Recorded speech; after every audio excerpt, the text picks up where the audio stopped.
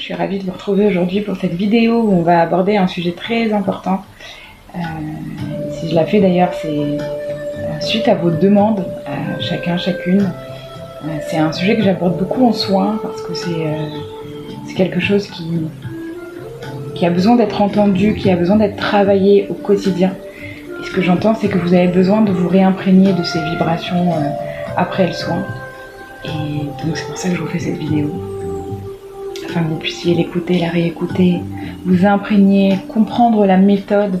Parce que c'est vraiment une méthode qu'on va pouvoir appliquer dans le quotidien, tout au long de sa vie. Ce sont des sujets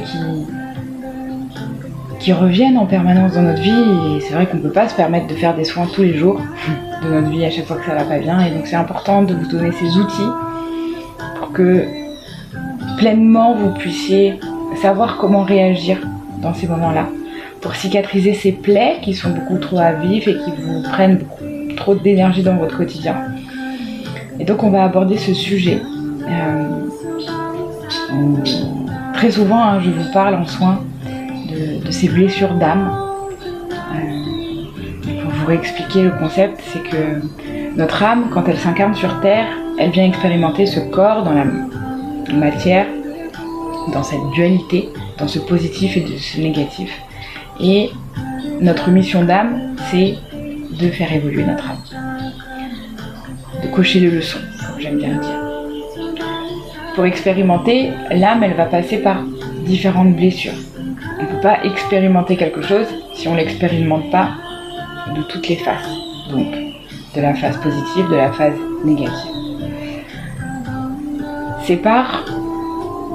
Ces blessures, on va les connaître très jeunes. Donc, dans le ventre de la maman, dès l'incarnation de l'âme, et jusqu'à l'âge de très jeune. Donc c'est des choses, des souvenirs qu'on n'a pas forcément, mais que notre âme et que notre corps gardent en mémoire. Comme ça a été difficile pour nous et qu'on ne va pas vouloir revivre ces blessures, eh bien on va créer un masque qui va nous conditionner dans absolument tout ce qu'on est au quotidien. Quand on est dans le masque, c'est parce qu'on ne veut pas revivre la blessure. C'est un automatique qui est humain et par lequel on passe tous. Et comme on ne veut pas revivre ces blessures, eh bien en fait on finit par les vibrer. Parce que c'est quelque chose qui est marqué à l'intérieur de nous, dans nos cellules. Comme on le vibre, en fait forcément on va le créer de nouveau. Et donc c'est ces schémas répétitifs qui vont se mettre en place. Alors ça va peut-être pas être les mêmes événements, mais en tout cas, la même blessure qui ressort. C'est quelque chose vraiment au plus profond de nous qui... mais pourquoi ça m'arrive encore et pourquoi c'est toujours la même chose qui vient. Par exemple, un sentiment d'injustice, un sentiment de trahison, d'abandon, d'humiliation. Ça va vraiment dépendre de chacun, chacune. Et ces blessures, on va toutes les expérimenter dans la vie. On va passer par les 5 globalement. Aujourd'hui, on dit qu'il y en a un peu plus que 5, mais déjà, aborder les 5, c'est déjà pas mal. Et après, il y a une blessure qui va ressortir plus que l'autre, qui va être plus présente en chacun de nous. Et donc, ça va être important de comprendre ça, parce qu'en fait, ces plaies qui sont à vif, elles se créent donc très jeunes. Et avec le temps, à chaque fois qu'on va revivre la blessure, parce qu'on vibre la blessure, et bien en fait, la plaie va s'écarter de plus en plus et nous faire de plus en plus mal. Et donc à chaque fois qu'on va revivre ça va nous prendre au tripes de plus en plus et ça va déborder, ça va être de plus en plus difficile à gérer. Et on va le recréer en plus beaucoup plus intensément à chaque fois. Donc ce qui va être important, c'est de prendre conscience que dans la vie de tous les jours, on est dans ces masques. Donc quand on est dans le masque, ça veut dire qu'on est dans l'ego. L'ego qui, lui, nous détourne toujours du chemin de nos blessures. Il ne veut pas nous faire voir qu'est-ce qui se passe pour guérir. Donc ça va être important d'être dans cette conscience que à chaque fois que je vais vivre un événement ou une situation ou que quelqu'un va me réveiller une émotion, c'est toujours de se dire « Ok, qu'est-ce que ça vient réveiller en moi ?» Je m'en fiche de lui, de ce qu'il a pu faire, ce qu'elle a pu faire. C'est pas mon problème.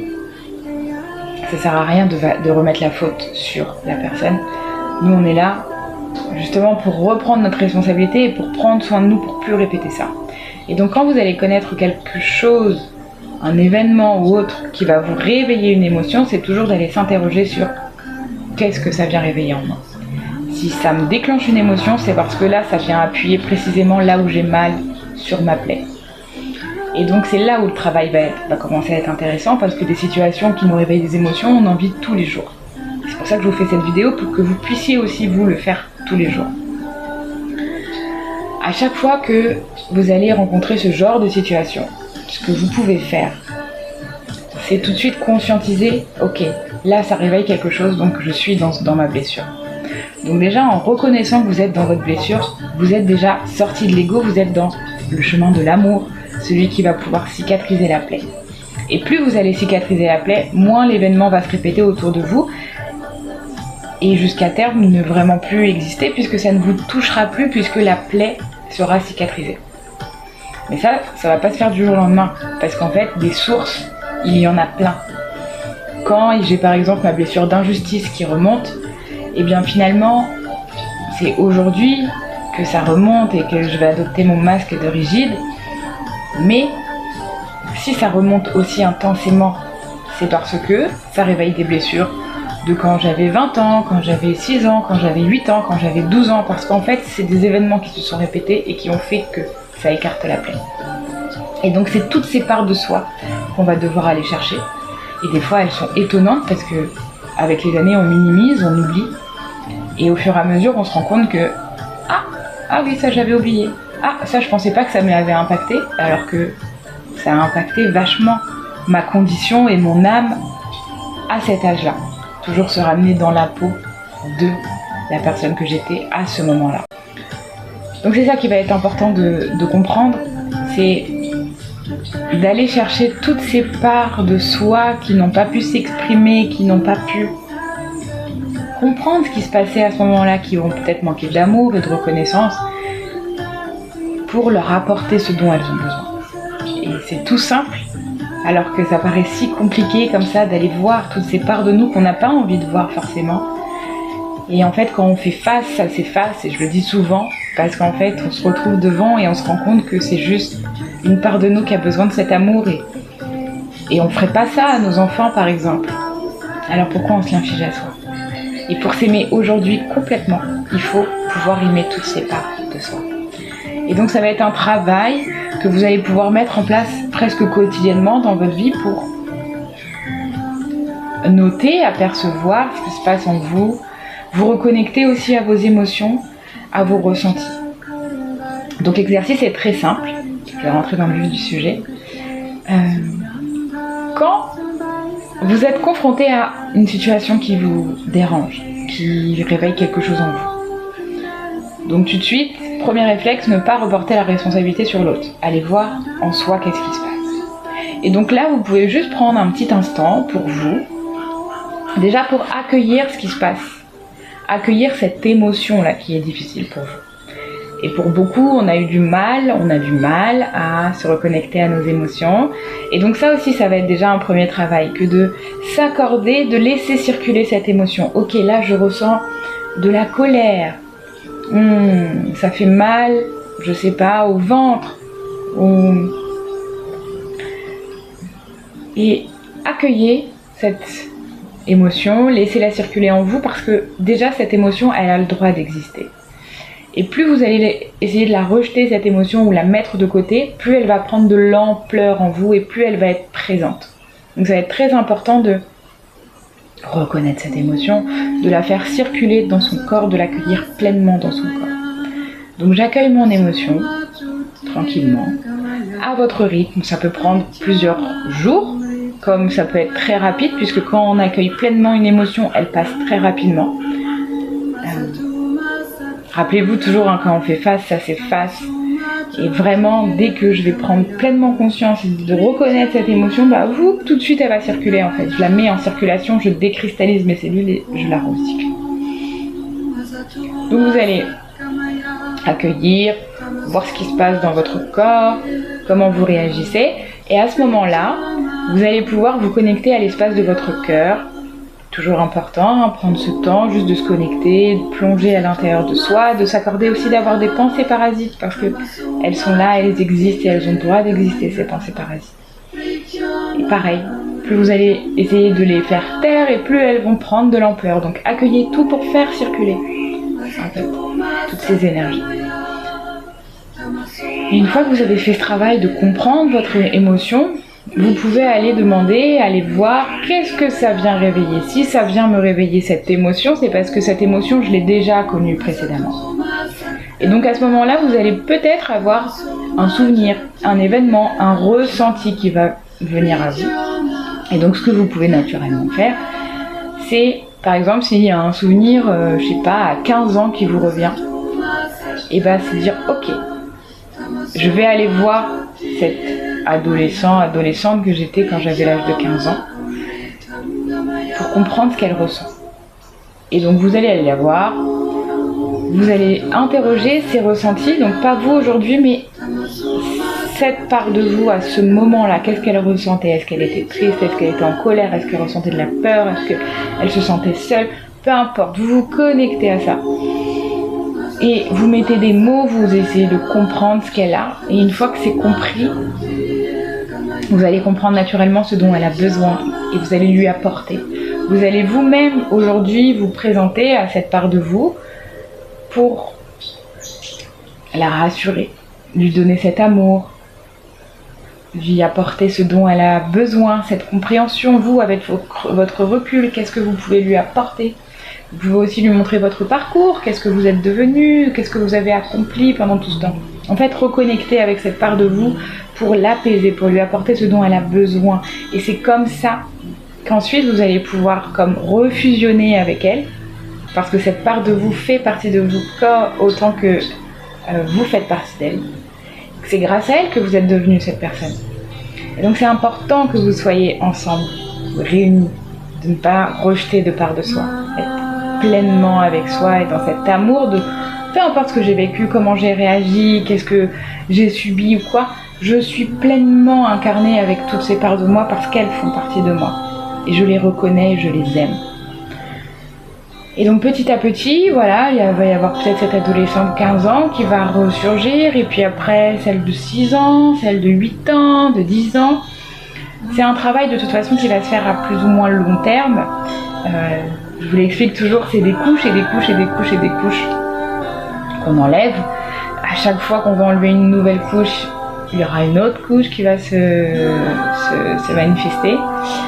Donc c'est voilà, avec beaucoup d'indulgence, avec beaucoup de douceur et d'amour, d'aller à la rencontre de soi-même finalement pour soigner ses plaies. Et vous allez voir que, alors des fois sur le moment c'est difficile, mais ça fait tant de bien, vraiment, presque instantanément, et hop, ça va s'intégrer complètement dans vos cellules et ça va vraiment venir petit à petit guérir cette plaie pour que vous puissiez moins vivre ces émotions, moins revivre ces événements dans votre vie. En fait, arrêtez de créer ces événements dans votre vie.